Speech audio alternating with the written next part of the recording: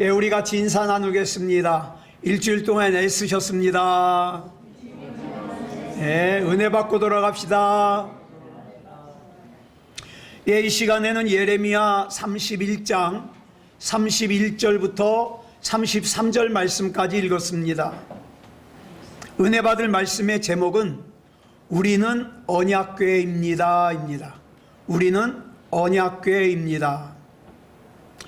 이스라엘이라는 나라는 처음부터 나라로 시작한 것이 아니라 아브라함이라고 하는 한 사람으로부터 시작했습니다.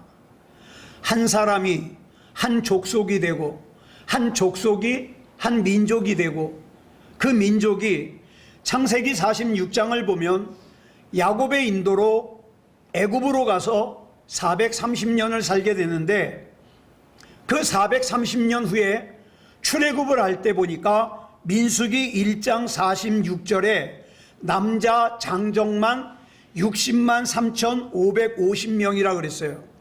그러니까 뭐 여자들 그 다음에 그 외 사람들 합하면 좋기 200만 명은 되는 그런 사람들이죠. 그 민족이 출애굽을 해가지고 제일 먼저 도착한 곳이 어디냐? 시내산이라는 곳입니다. 시내산에 도착했을 때의 내용이 출애굽기 19장부터 24장까지 기록되고 있습니다. 여기 보면 하나님께서 시내산에 친히 강림하셨습니다. 그리고 이스라엘 백성들이 그 산 아래 모였어요. 그리고 하나님과 이스라엘 백성이 언약을 맺습니다. 그런데 이 언약이 단순히 새끼손가락 걸고서 하는 그런 약속이 아니에요. 뭐 내가 너 떠나지 않을 테니까 너도 나 떠나지 마라, 이 정도의 약속의 개념이 아니에요. 나중에 선지서를 보니까 이 언약을 뭐라고 표현하느냐? 결혼이라고 표현을 합니다. 이스라엘, 너희는 기억하냐? 내가 너희의 손을 이끌어서 광야에서 맺었던 사랑을 기억하냐? 하나님께서 이런 말씀을 계속해서 반복하시거든요. 그러니까 이 시내산에서 맺은 언약을 우리가 신학적으로 뭐라 그러냐? 시내산 언약이라고 불러요. 그런데 성경을 보면 이 시내산 언약은 어떤 의미를 가지고 있느냐? 하나님과 이스라엘의 결혼의 의미를 가지고 있어요. 결혼. 그러니까 굉장히 중요한 사건이죠. 그렇기 때문에 출애굽기 19장부터 24장에서 언약을 맺은 이후에 이스라엘은요, 절대로 다른 우상에게 눈을 돌리면 안 돼요. 저는 돌아가신 이기원 목사님이 그 해에 결혼 안 하면 교회에서 쫓아내신다 그래가지고 3달 동안 선을 20번을 받습니다. 그런데 제가 그때 선을 3달 동안 20번을 받다 그래서 누가 저한테 말하는 사람 있어요, 없어요? 아우, 이창원 전도사는 뭐 저렇게 불륜적으로 자꾸 선을 봐? 그런 사람이 있었겠어요, 없었겠어요? 없죠. 그런데 만약에 제가 지금 내가 선을 딱 한 번만 볼 거야, 그러면 뭐라고 해요, 안 해요? 하죠. 왜? 저는 결혼을 했거든요. 마찬가지예요. 이스라엘 백성이 출애굽기 19장부터 24장에서 하나님과 언약을 맺고 난 후부터는 공식적으로 이스라엘은요, 하나님과 부부예요. 하나님과 결혼 관계예요. 제가 지금으로부터 30년 전에 1995년 11월 18일 날 우리 권수연 씨와 결혼을 했습니다. 결혼을 하고 나서 좋은 일만 있었을까요? 안 좋은 일도 있었죠. 그런데 제가 분명하게 기억하는 건 뭐가 있습니까? 나는 이 결혼 서약을 누구 앞에서 했다? 하나님 앞에서 했다. 하나님 앞에서. 자, 그러면 보세요. 이스라엘은 하나님과 결혼을 했어요. 자, 이스라엘이 하나님과 결혼을 하면서 결혼 서약이 있겠죠. 그 결혼 서약으로 주어진 것이 뭐예요? 그게 십계명입니다. 그런데 시내산에서 하나님과 이스라엘이 언약을 맺을 때 서약이 담긴 이 십계명을 하나님께서 어디다 쓰셨어요? 돌판에다 쓰셨습니다. 이 십계명을 쓰면서 하나님과 이스라엘 가운데 하나님이 뭐라 그러시는 거예요? 이스라엘아, 이제 너와 나는 공식적으로 결혼 관계에 들어가는 거다. 그 중요한 문서가 십계명이에요. 자, 저같이 부족하고 신실하지 못한 남편도 하나님 앞에서 결혼 서약을 했기 때문에 저는 어떻게 해요? 최선을 다해서 권수연을 보호해야 돼요. 사랑해야 돼요. 이건 권수연과 제가 한 약속이 아니라 하나님 앞에서 제가 약속을 했거든요. 그래서 최선을 다해서 지키려고 합니다. 하물며 하나님께서 이스라엘과 결혼하면서 쓰신 그 문서를 하찮게 여기겠어요? 그러지 않겠죠. 그래서 하나님께서는 모세에게 이렇게 말씀하셔요. 모세야, 내가 이스라엘과 결혼을 하고 언약 문서를 만들지 않았느냐? 이제 이 문서를 보관할 만한 궤를 하나 만들어라. 그래서 만들어진 것이 뭐예요? 언약궤예요. 이 언약궤는 반드시 하나님께서 직접 기록하신 언약의 문서인 십계명을 가지고 있어야만 돼요. 이 언약궤 안에는 십계명이 들어있어요. 그리고 언약궤는 반드시 어디다 놔야 되느냐? 지성소 안에다 놔야 돼요. 여러분, 우리가 인터넷에서 한번 집에 가서 쳐보세요. 언약궤. 그러면 언약궤 그림이 나오는데요, 다 달라요. 언약궤 그림이 다 달라요. 왜 그럴까요? 언약궤를 직접 본 사람이 아무도 없거든요. 단지 성경에 나오는 말씀과 구전을 통해서 추측하는 거예요. 이렇게 생겼을 것이다. 그래서 이 언약궤는요, 추측해서 그린 그림이기 때문에 어떻게 해요? 정확하질 않아요. 제가 여기 언약궤 그림을 하나 올려놨어요. 이게 100% 정확하지 않아요. 그냥 많은 언약궤 그림 중에 하나예요. 자, 그런데 이제 의미만 보자고요. 저 위에 천사가 둘이 날개를 맞대고 있죠. 이거 성경에 나온 그대로예요. 그리고 천사가 둘이 아래를 쳐다보고 있어요. 가운데를 쳐다봐요. 그러면 그 가운데 뭐가 있느냐? 거기에 재물이 불태워져요. 그래서 이 천사가 마주보고 있는 저 가운데를 뭐라고 부르냐? 속죄소. 죄가 불태워지는 곳이다. 그래서 속죄소라고 불러요. 또 그 죄가 용서받고 은혜가 베풀어지는 곳이다. 그래서 시은소라고 부릅니다. 정확하게 말해서 언약궤는요, 바로 그 아래에 있는 궤예요. 이 언약궤 안에는 뭐가 있습니까? 하나님과 맺은 언약의 문서를 보관하고 있죠. 뭐 그 외에 여러분들은 두 가지 더 알고 있죠. 아론의 쌍난 지팡이, 그 다음에 만나를 담아 항아리, 뭐 이런 게 있는데 제일 중요한 것은 뭐냐? 하나님과 언약을 맺은 십계명 돌판이 그 안에 있어요. 그러니까 언약궤는요, 하나님과 맺은 언약의 문서를 보관하고 있는 궤예요.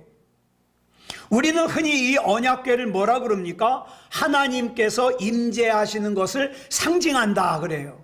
근데 이스라엘은 아니에요.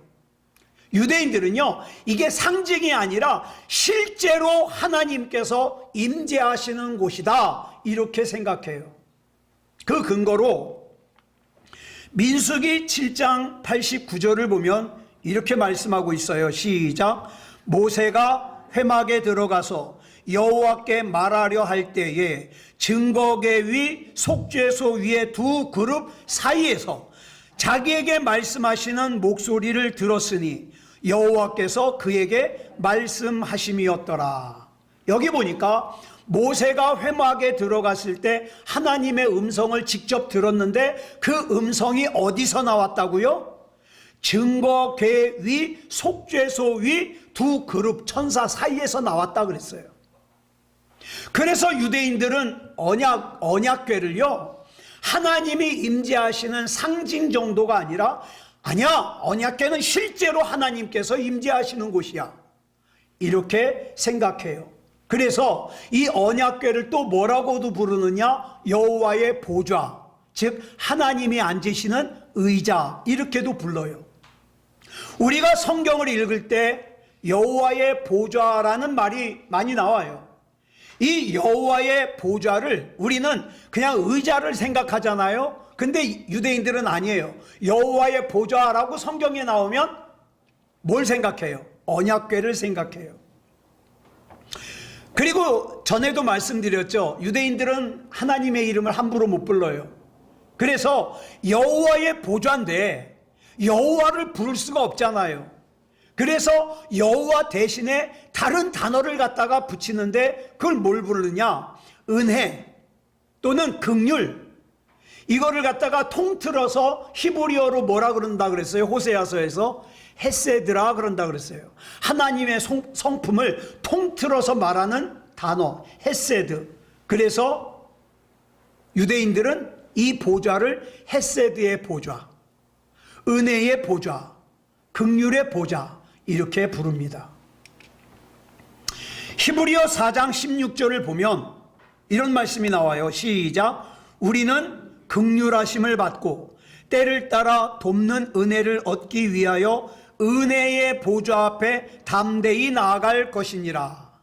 여기 나오는 은혜의 보좌가 언약궤예요.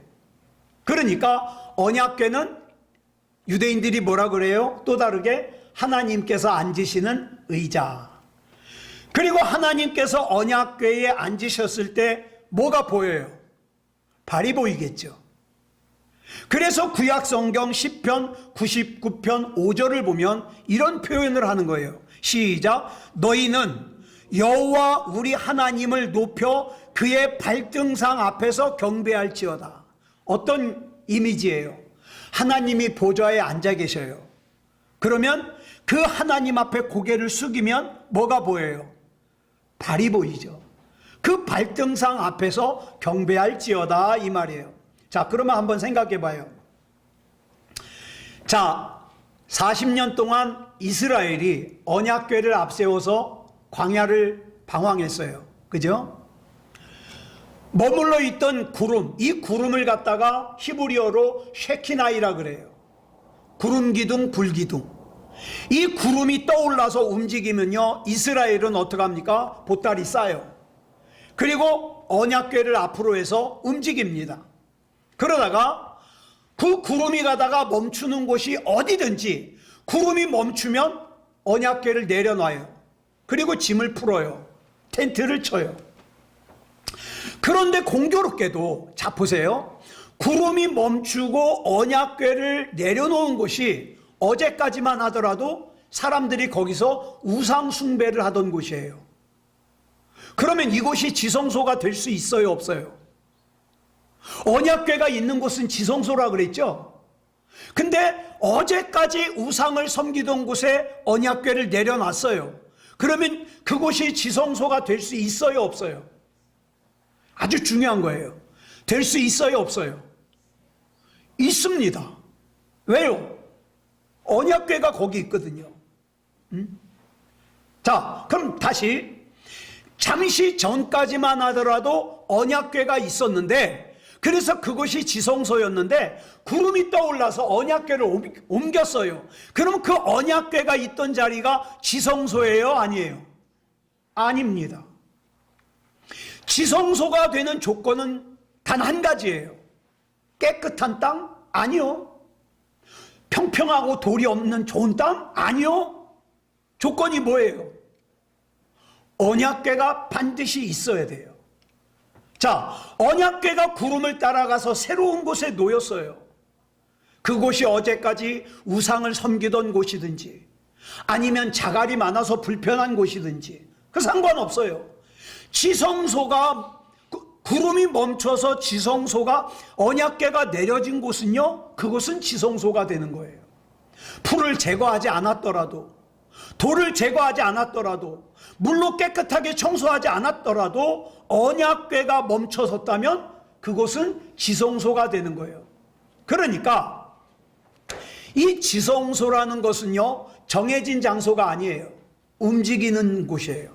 뭐에 따라서? 언약궤에 따라서. 그래서 언약궤가 중요해요. 그런데 이 언약궤가 성경에 보니까 모세의 장막에 있다가 여호수아 시대 때 이스라엘 백성들이 가나안으로 들어간 다음에 이 언약궤를 어디다 보호했느냐? 실로라는 곳에 보호했어요. 우리 사무엘상에서 나눴잖아요. 실로라는 곳에 뒀는데 블레셋과 전쟁이 일어났을 때 어떻게 했어요? 전쟁에 블레셋과의 전쟁에서 패하면서 언약궤를 뺏겼어요. 그런데 이 언약궤를 뺏어간 블레셋이 어떻게 해요? 계속 재앙을 만나요. 그래서 다시 언약궤를 이스라엘로 돌려보냈어요. 다시 되찾았어요. 그 다음에 어떻게 했느냐? 그 후에 이 언약궤가 기럇 여아림이라는 곳에 있는 아비나답의 집에 수십 년 동안 방치가 됐어요. 그러다가 다윗 왕이 천막을 짓고서 그 기럇 여아림 아비나답의 집에 있던 언약궤를 모셔오죠. 이 천막을 우리가 뭐라고 부르느냐? 다윗의 장막이라고 불러요. 자, 이 다윗의 장막에는요, 잘 보세요. 이 다윗의 장막에는 언약궤만 있어요. 성경에 보면 성전에 있어야 되는 물두멍이나 또는 금촛대나 번제단이나 진설병이나 향단 이런 게 없어요. 그냥 언약궤만 있어요. 휘장도 없어요. 다윗의 장막에는 언약궤만 있어요. 그런데도 하나님께서 그 언약궤만 있는 그 장막을 뭐라고 불러주셔요? 다윗의 장막이다. 거룩한 곳으로 여겨주셔요. 그러니까 잘 들으셔야 돼요. 성막을 성막되게 하는 것, 성전을 성전되게 하는 것은 번제단이 아니에요. 물두멍이 아니에요. 금촛대, 그 다음에 진설병, 향단, 휘장 이런 게 아니에요. 이런 거 물론 중요해요. 근데 이게 아니에요. 성막이 성막되게 하는 거, 성전이 성전되게 하는 건 언약궤예요. 예, 언약궤. 모세의 장막에는 언약궤가 있었어요. 다윗의 장막에는 언약궤가 있었어요. 그리고 다윗의 아들 솔로몬이 이 장막 텐트를 없애고 성전을 멋있게 졌어요. 우리는 그 성전을 뭐라고 불러요? 솔로몬 성전이라고 부르죠. 그런데 이 아름다운 솔로몬 성전은 주전 586년에 바벨론 느부갓네살 왕이 쳐들어와 가지고 어떻게 해요? 돌 위에 돌 하나도 남기지 않고 다 허물어 버렸어요. 근데 이때 언약궤가 없어져요. 근데 여러분, 우리 요한계시록 나눌 때 봤죠? 이 언약궤가 어디에 있어요? 하나님 나라에 있어요. 자, 근데 보자고요. 이때 언약궤가 없어졌는데 아직까지 찾지를 못하고 있어요. 그러니까 여러분, 인디아나 존스에서 그 언약궤 나오죠? 거짓말이에요. 인디아나 존스 거짓말이에요. 언약궤 없어요. 그런데 재미있는 게 에티오피아 사람들이 언약궤가 자기 나라에 있대요. 그 근거가 뭐냐? 여러분, 솔로몬 왕 때 에티오피아 여왕 시바가 찾아오잖아요. 그리고 사랑을 나눠요. 그리고 애가 태어나요. 이게 솔로몬 왕의 장자예요. 그런데 이 아이가 10살 때까지 솔로몬과 같이 있다가 10살이 돼가지고 엄마 시바 여왕이 있는 곳으로 에티오피아로 가요. 그때 솔로몬 왕이요, 아주 자기가 가지고 있는 것 중에 진귀한 것들을 다 그 아이에게 줘요. 자, 여기 보세요. 여기까지는 이스라엘의 신학자들과 에티오피아 신학자들의 말이 같아요. 근데 그 다음이 문제예요. 이스라엘의 신학자들은 이때 솔로몬이 이 아들에게 언약궤를 주는데 진품을 줄 수가 없어서 모조품을 똑같이 만들어서 보냈다, 이렇게 주장하죠. 반면에 에티오피아 신학자들은요, 모조품을 만들어서 이스라엘에 두고 진품을 에티오피아로 보냈다, 이렇게 주장을 해요. 이렇게 달라요. 그런데 재밌는 게 에티오피아에서 이 언약궤를 본 사람이 아무도 없어요. 왜냐하면 이 언약궤가 간 다음에 어떻게 하느냐, 대제사장을 한 사람씩 뽑아서 언약궤 있는 곳에 들여보내면 죽을 때까지 못 나와요. 이 대제사장이 죽잖아요. 그 다음 대제사장이 들어가요. 그러니까 밖에 있는 사람들은 언약궤를 못 보죠. 지금도 에티오피아 사람들은 뭐라 그러냐, 언약궤는 자기 나라에 있다. 자, 근데 이제 그게 중요한 게 아니라 그 소중한 언약궤, 그 언약궤가 있어야만 지성소가 되고 귀한 곳이 되는데 언약궤가 없어졌어요. 언약궤가 없어졌다는 것은 단순히 하나의 성물이 없어진 걸로 끝나지 않아요. 왜? 언약궤가 존재해야지만 뭐가 존재해요? 지성소가 존재해요. 그리고 주전 586년에 멸망한 이스라엘이 나중에 516년에 성전을 재건해요. 솔로몬 성전과 비교할 수 없는 초라한 성전이지만 성전을 재건해요. 이 성전의 이름을 뭐라고 부르냐? 스룹바벨 성전이라고 불러요. 그런데 자, 질문. 이 스룹바벨 성전 안에 언약궤가 있겠습니까? 없겠습니까? 없습니다. 당연히. 그 다음에 이 성전을 보수해 가지고 헤롯이 굉장히 멋있게 성전을 증축했어요. 유대인들의 마음을 얻으려고. 이 성전을 뭐라고 부르느냐? 헤롯 성전이라고 불러요. 그러면 이 헤롯 성전에는 언약궤가 있을까요? 없을까요? 없습니다. 스룹바벨 성전과 헤롯 성전에는 언약궤가 없어요. 그러면 언약궤가 없다는 말은 뭐가 없다는 뜻이에요? 지성소가 없다는 뜻이에요. 여기는 번제단도 있어요, 휘장도 있어요, 물두멍도 있어요, 금촛대도 있어요, 금양단도 있어요, 진설병도 있어요. 그래서 예수님께서 십자가를 지시고 운명하실 때 휘장이 위에서 아래로 찢어졌잖아요. 다 있어요. 근데 언약궤만 없어요.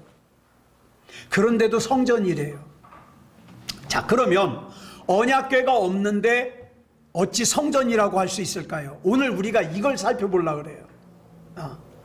성경을 보면 주전 586년에 예루살렘 성전이 무너지면서 이전에 없던 새로운 하나님의 계시들이요, 예레미야 선지자, 에스겔 선지자, 학개 선지자, 스가랴 선지자를 통해서 주어집니다. 여러분, 아까 앞에서 시내산에서 맺은 시내산 언약은 의미가 뭐라 그랬어요? 하나님과 이스라엘이 결혼한 서약이다. 그게 시내산 언약이에요. 이 언약은 하나님께서 직접 돌판에 기록하신 거예요. 이 문서를 담은 언약궤를 뭐라 그래요? 언약궤가 있는 곳을 지성소라 그런다 그랬어요. 이게 시내산 언약의 특징이에요. 그런데 오늘 본문 말씀이 중요한 이유가 이전까지 한 번도 없었던 말씀을 하나님께서 하셔요. 자, 본문 31절 볼까요? 시작. 여호와의 말씀이니라. 보라, 날이 이르리니 내가 이스라엘 집과 유다 집에 새 언약을 맺으리라. 새 언약. 자, 새 언약이라는 것은 옛 언약이 있다는 뜻이죠. 그죠? 옛 언약. 그 옛 언약이 뭐예요? 그게 시내산 언약이에요. 근데 이제 그 언약 대신에 새로운 언약을 맺는다는 거예요. 시내산 언약이 깨졌어요. 그래서 새로운 언약을 맺겠다는 거예요. 그 다음 32절 볼까요? 이 언약은, 자, 이 언약이 무슨 언약이에요? 새 언약은, 그렇죠. 새 언약은 계속 읽습니다. 시작. 내가 그들의 조상들의 손을 잡고 애굽 땅에서 인도하여 내던 날에 맺은 것과 같지 아니할 것은, 내가 그들의 남편이 되었어도 그들이 내 언약을 깨뜨렸습니다. 여호와의 말씀이니라. 시내산 언약은요, 깨뜨렸어요. 누가? 이스라엘이 깨뜨렸어요. 그러면 이제 새 언약의 특징이 나와요. 본문 33절에 시작. 그러나 그날 후에 내가 이스라엘 집과 맺을 언약은 이러하니 곧 내가 나의 법을 그들의 속에 두며 그들의 마음에 기록하여. 이게 새 언약의 핵심이에요. 시내산 언약에서는 언약의 문서를 어디다 보관했어요? 언약궤에다. 그리고 언약궤가 놓여 있는 곳은 어디라 그랬어요? 지성소라 그랬어요. 그런데 본문에서는 하나님께서 새 언약을 기록하시는데 이 새 언약을 어디다 기록한다 그랬어요? 어디다? 속에다. 마음에다. 그렇다면 자, 이제 중요해요. 하나님께서 마음에 기록하신 새 언약을 품고 있는 사람은 뭐가 됩니까? 언약을 품고 있으니까 뭐가 돼요? 언약궤가 되죠. 우리 순서대로 가자고요. 언약궤가 되죠. 언약궤. 그러면 언약궤가 놓여 있는 곳은 어디라 그랬어요? 지성소라 그랬어요. 자, 그러면 하나님의 언약을 기록하신 마음을 가진 사람이 언약궤라면 그 사람이 있는 곳은 어디예요? 그 사람이 있는 곳은 어디예요? 지성소. 지성소. 그래서 주전 586년에 예루살렘 성전이 무너지면서 언약궤 개념이 달라졌어요. 새 언약궤의 조건은 이래요. 하나님의 법을 마음에 가지고 있는 사람이 언약궤예요. 자, 목사라고 중요한 직분을 가졌다고 교회를 오래 다녔다고 언약궤가 되는 게 아니에요. 네? 하나님의 약속의 말씀을, 하나님의 법을 이 안에 품고 있어야 언약궤가 돼요. 네? 하나님께서 하나님의 법을 기록하신 마음을 가지고 있어야 언약궤가 된다고요. 그리고 그 언약궤가 있는 곳은 뭐가 된다? 지성소가 된다.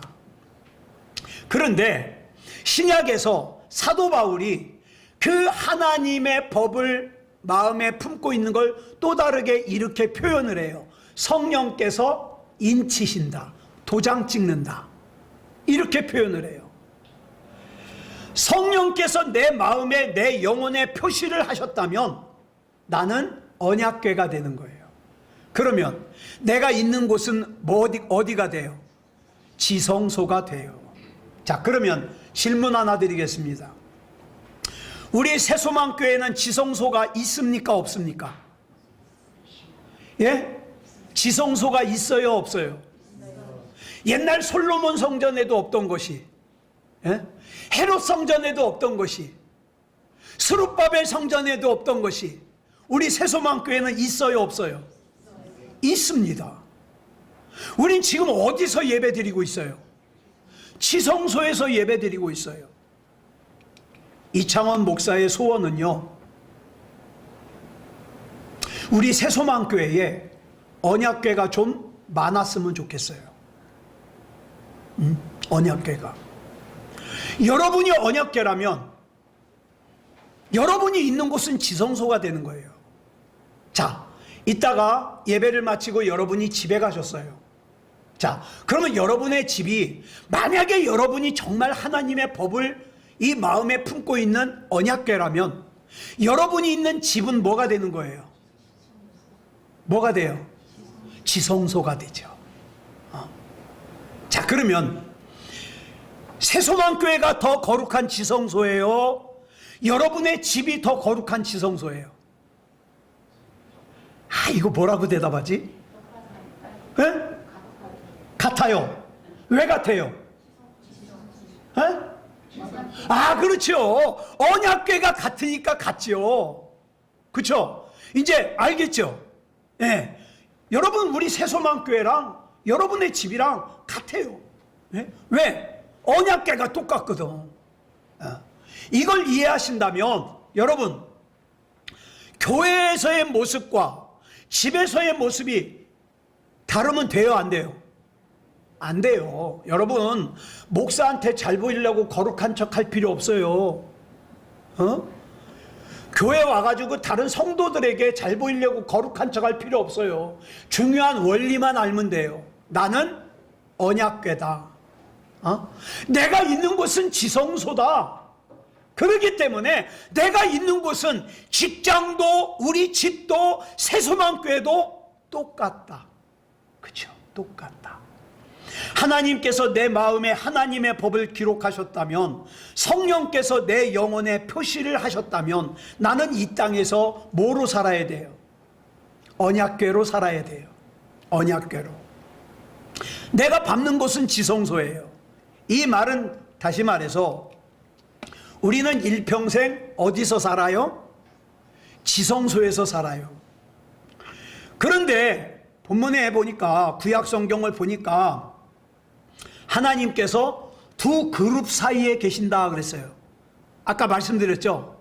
천사가 이렇게 마주보는 그 사이에서 하나님의 음성이 들렸다. 아까 민수기 7장 89절에서.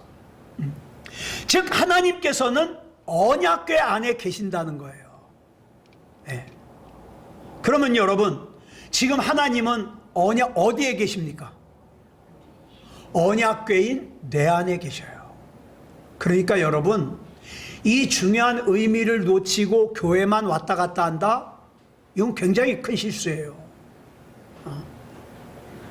이걸 마태복음에서는 뭐라고 표현했냐? 임마누엘. 무슨 뜻이에요? 하나님이 우리와 함께 계신다. 왜? 내가 언약궤니까. 내 안에 하나님의 법을 품고 하나님의 말씀을 품었으니까. 여러분, 저와 여러분이 살면서 큰 일을 할 수도 있어요. 근데 큰 일을 하지 못할 수도 있어요. 그런데 우리가 절대로 놓쳐서는 안 될 한 가지가 있어요. 그게 뭐냐? 내가 하나님의 약속을, 언약을 품고 있는 언약궤인 이상 내가 있는 곳은 지성소다. 이건 절대 잊어버리면 안 돼요. 언약궤가 자기가 있는 곳을 지성소로 만들기 위해서 뭐 특별히 할 거 없어요. 뭐 청소를 한다든가, 뭐 보수공사를 한다든가, 그런 거 할 필요 없어요. 뭐만 하면 돼요? 뭐만 하면 돼요? 하나님의 언약만 이 안에 품고 있으면 돼요. 그러면 나는 언약궤고 내가 있는 곳은 지성소예요. 여러분, 하나님께서 우리 마음에 하나님의 말씀을 주셨다면 우리는 이미 언약궤로서의 권능을 받은 거예요. 그러면 저와 여러분은 어떤 삶을 살아야 돼요? 지성소로서의 삶을 살아야 돼요. 이제는 다른 사람이 나 어떻게 보는가 중요하지 않아요. 내 안에 하나님의 말씀을 품고 내가 하나님과 언약을 지키며 내가 언약궤가 되어 내가 있는 그곳은 어떤 곳이라도 지성소가 되는 삶을 살면 됩니다. 이 안에 하나님의 언약이 없는 사람들이 교회 밖에 나가면 딴짓하는 거예요. 아무렇게나 살아도 되는 줄 알고. 그런데 아니에요. 더더군다나 여러분, 언약궤인 저와 여러분이 나가잖아요. 그러면 하나님께서 언약궤 가는 곳은 지켜주셔요. 지켜주셔요. 그러니까 우리 따라하겠습니다. 나는 언약궤다. 예. 언약궤로서 지성소의 삶을 사는 저와 여러분이 되기를 그리스도 예수님의 이름으로 축복합니다. 기도하겠습니다. 사랑하는 주님, 감사합니다.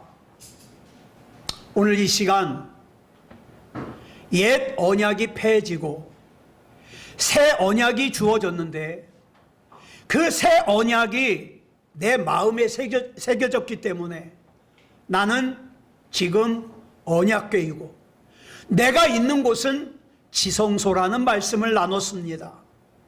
하나님, 지성소로서 합당한 삶을 살게 해 주시옵소서.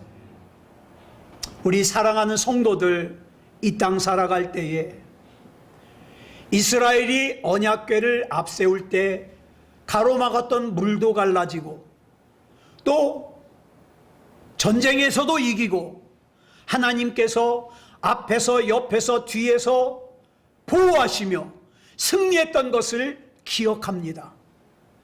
언약궤인 우리가 그런 삶을 살게 해 주시옵소서. 하나님께서 붙잡아 주시고 책임져 주실 줄 믿사오며 그리스도 예수님의 이름으로 감사하며 기도드려 싸움나이다. 아멘.